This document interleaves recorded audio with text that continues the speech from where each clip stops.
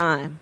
We're in the midst of a public health crisis brought on by this pandemic, where over 225,000 Americans in just the last several months have died. Many so sadly, without their family members being present because of the nature of this virus. People who their last hours on this earth had to be spent without holding the hand of people they love.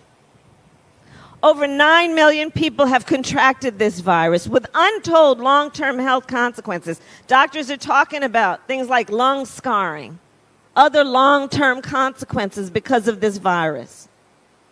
And the thing about this is, Palm Beach, it didn't have to be so bad.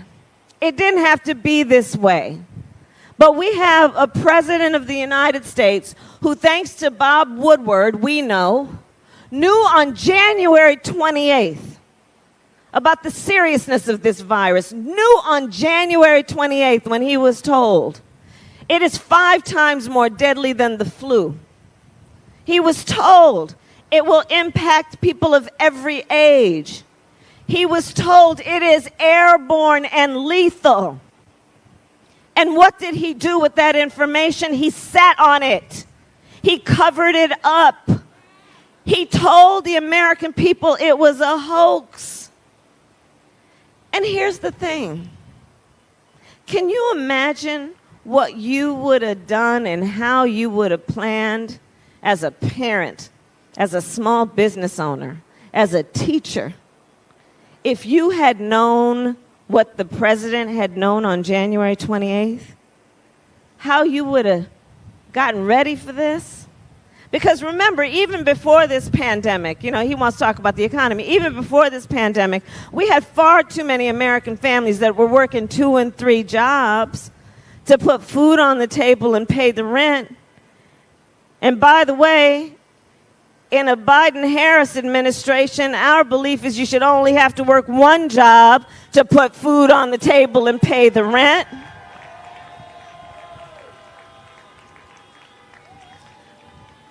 But imagine how people would have prepared. How people, knowing that most working families don't have more than $1,000 in life savings, what they might have put aside, knowing that it might be the case that you have to shut down for a while. Teachers, parents, how they might have prepared for the fact that our children are missing significant portions of critical education days, months, weeks. And how we might have gotten ready. I mean, I joke about it, but how we might have just bought a couple extra rolls of toilet paper. Had we known. But the president didn't tell anybody because, you see, he was more concerned about his political prospects than he was about America's public health.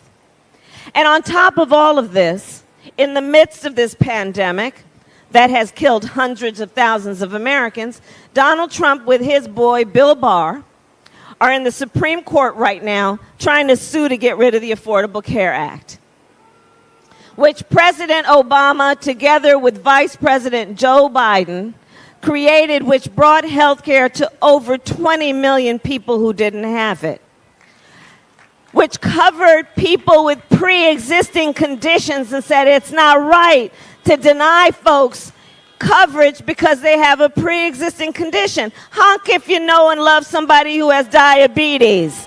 Honk if you know and love somebody with high blood pressure. Honk if you know and love somebody with lupus or a breast cancer survivor.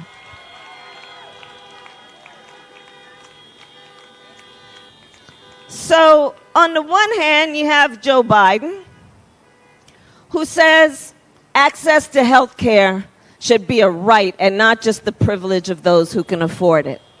You have Joe Biden, who says we're going to build on the success of Obamacare.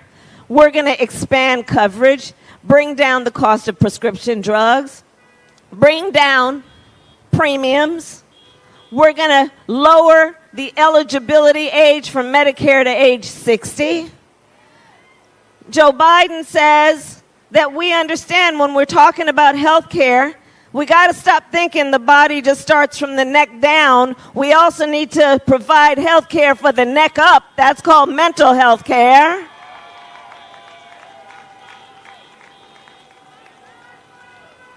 That's Joe Biden's approach. And then there's Donald Trump, who wants to get rid of all of these protections and has the gall to suggest, as though we're not watching, that we're turning the corner. There are real clear choices in this election. On the issue of the economic crisis that in large part has been brought about because of this pandemic, you got over 30 million Americans who just in the last several months filed for unemployment insurance. We're looking at, in Florida, 1 in 9 families is describing their household as having been hungry. In Florida, in 1 in 7 households, folks who have described an inability or a concern about their ability to pay the rent. In Florida, 1 in 4 small businesses out of business, unlikely to be able to reopen. And on the economy, here's the thing. You ask Joe Biden, how's the economy doing? And you know what Joe Biden asks? How are working people doing? How are working families doing? That's how Joe Biden thinks. Joe Biden says, you want to deal with the economy, then we're not going to raise taxes on anyone making less than $400,000 a year. And we're going to put in place middle-class tax cuts. Joe Biden says, I understand one of the greatest ways to create wealth in a family is home ownership, so we will have a $15,000 tax credit for first-time home buyers. Joe Biden says working families should never pay more than 7% of your income in child care. On the other hand, you got Donald Trump, who, when asked about how the economy is doing, asks about how the stock market is doing, asks about how rich people are doing. Well, let me tell you guys, Palm Beach, we're going to turn everybody out to early vote today and tomorrow, and then those who didn't get around to it, although we want them to get around to it, we're going to get them to vote on Election Day, and God willing, we win this election. And Joe Biden and I then are about to get rid of that tax cut benefiting the top 1% and the biggest corporations. And we will invest that money in working families. We will invest that money in an infrastructure plan that is about building back up our roads and our bridges and an investment in renewable energies, and that is going to be about the creation of jobs. We are going to invest that money in our students who come from families who make less than $125,000. So you go to a 4-year public college for free, including an HBCU, both public or private. We will invest that money in our students who come out of school and graduate and decide to go into a job that might be public service and pays less than $125,000 and erase your debt.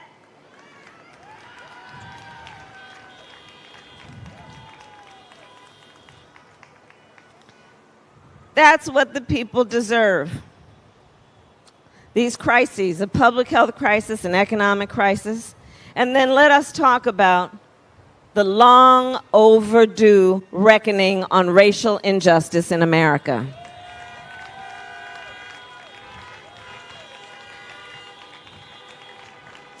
So on the one hand, you have Joe Biden, a student of American history, someone who has the courage to speak truth, who has the courage then to speak the phrase, Black Lives Matter.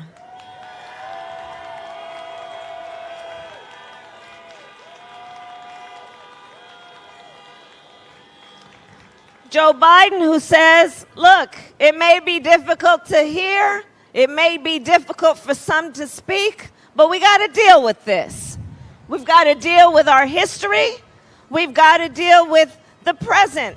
We need to deal with the fact that the racial disparities cross from our public health sector to our criminal justice sector to the economy to our education system. We got to deal with the fact that we've now figured out from COVID how these things manifest themselves to the point that African American and Latino Americans are experiencing 3 times the contraction of COVID and dying at twice the rate of other populations. We need to speak that truth. Speak the truth that black women are 3 to 4 times more likely to die in connection with childbirth than other women. Speak the truth that our Native American brothers and sisters have the highest rates of diabetes of anybody in our country. And let's confront these truths. On the other hand, you have Donald Trump, who at that debate, remember the first debate? Refused to condemn white supremacists. And then doubled down and said, stand back and stand by. And it's important to remember, this was not a one-off. There is a pattern at play here.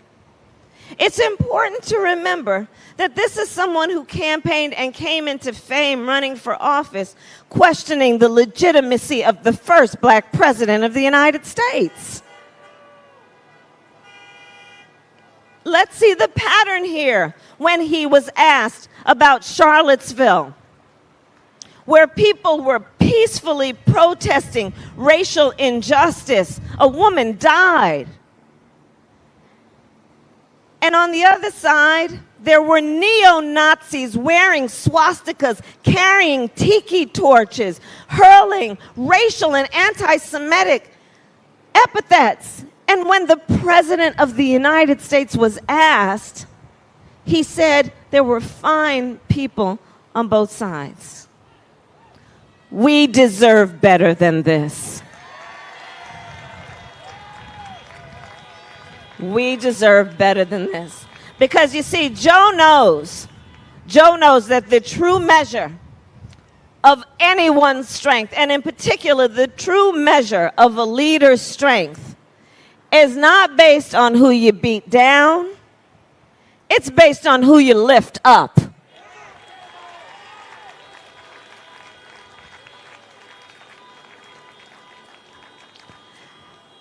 And you know, look, Palm Beach, we're going to have a lot of healing to do. We got a lot of repair to do.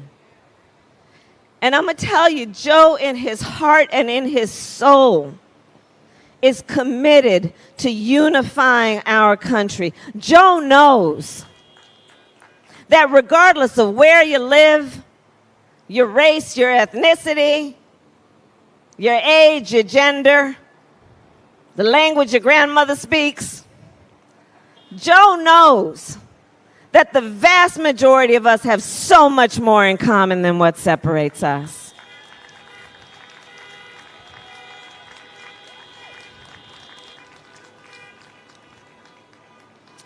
The crises include, Florida knows this well, a climate crisis.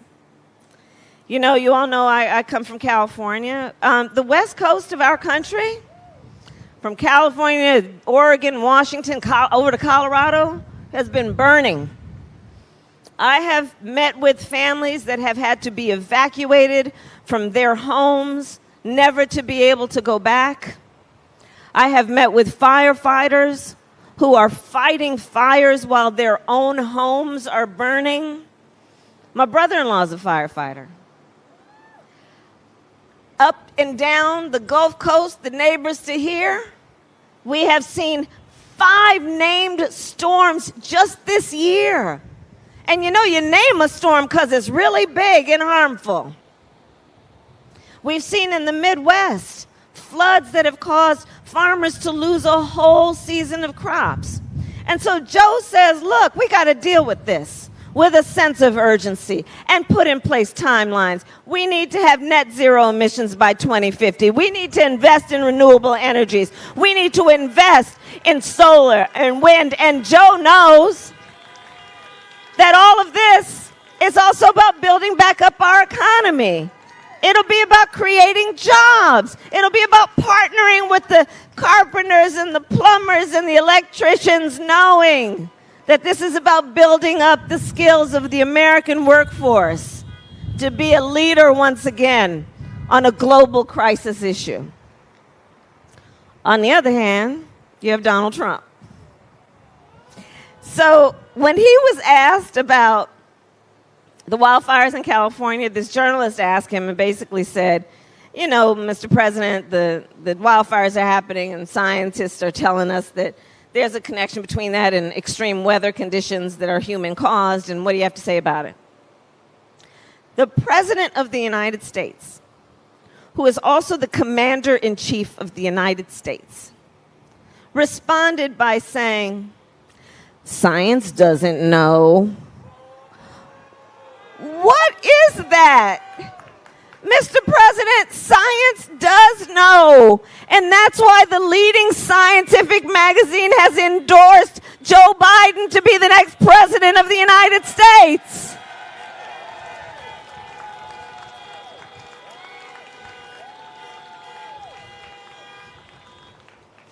So there's a lot to deal with. And that brings me to my visit today and us coming together this beautiful afternoon.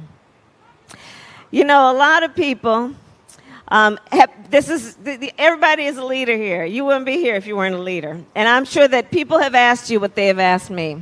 And they ask me, they say, Kamala, why should I vote? Right? People ask that. Why should I vote? And I do believe there are 3 reasons that people should vote. One is to honor the ancestors. Honor the ancestors. This year, we just lost a great American hero in Congressman John Lewis. Let's honk for John Lewis. I know he hears us. I know he hears us.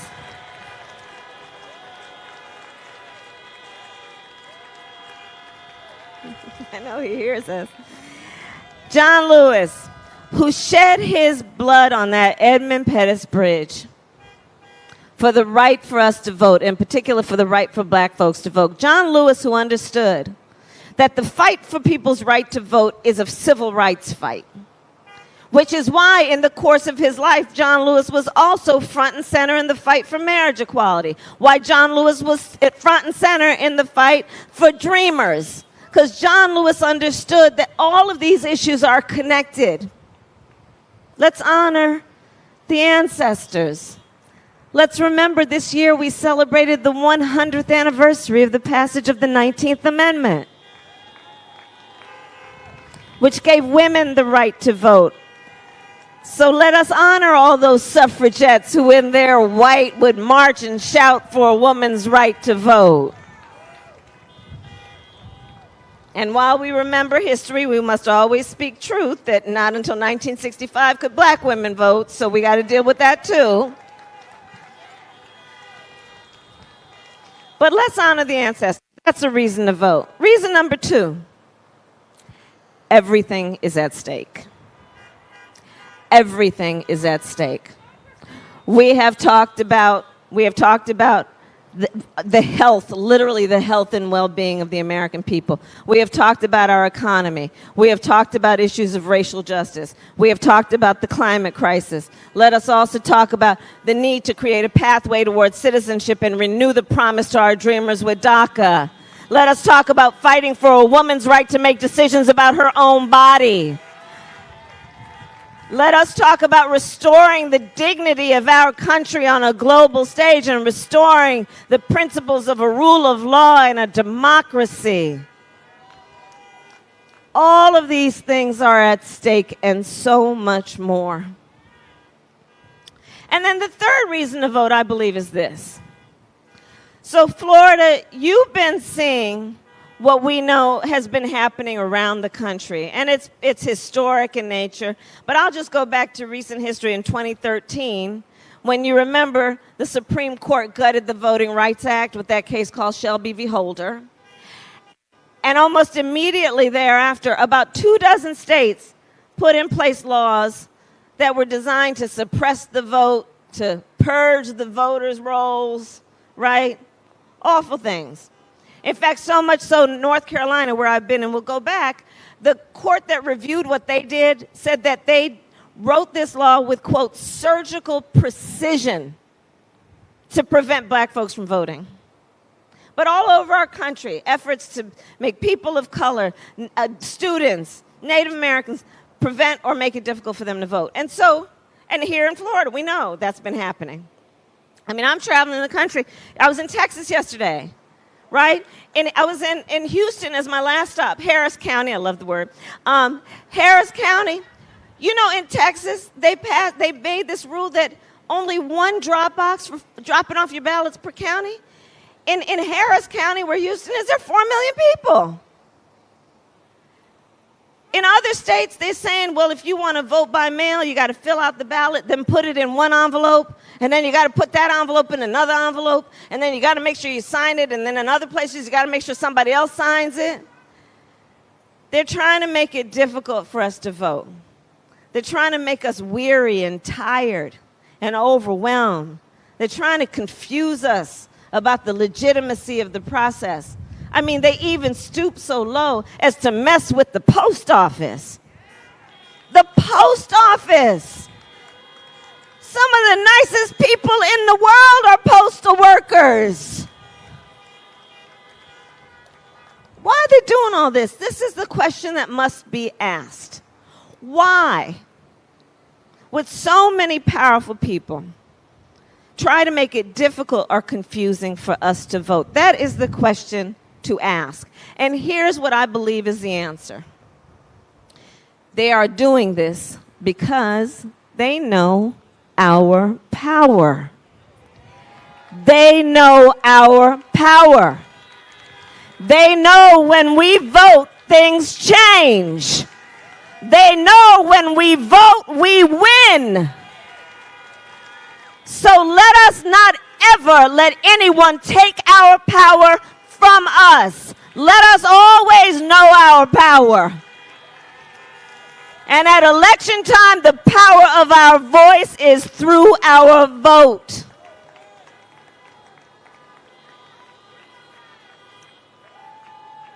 And here's my last point. This moment will pass. This moment will pass. And years from now, our children and our grandchildren and others, they will look in our eyes, each one of us, and they will ask us, where were you? Where were you at that moment in time? And what we, Palm Beach, will be able to tell them is so much more than just how we felt. We will tell them what we did. We will tell them what we did. We will tell them we were hanging out in a parking lot this particular Saturday afternoon with Kamala and all our friends. We will tell them how we organized and mobilized. We will tell them we emailed and we called folks and we texted until folks got tired of hearing from us, but we knew they'd get over it. We will tell them that we elected Joe Biden the next president of the United States. Thank you, Palm Beach. Thank you.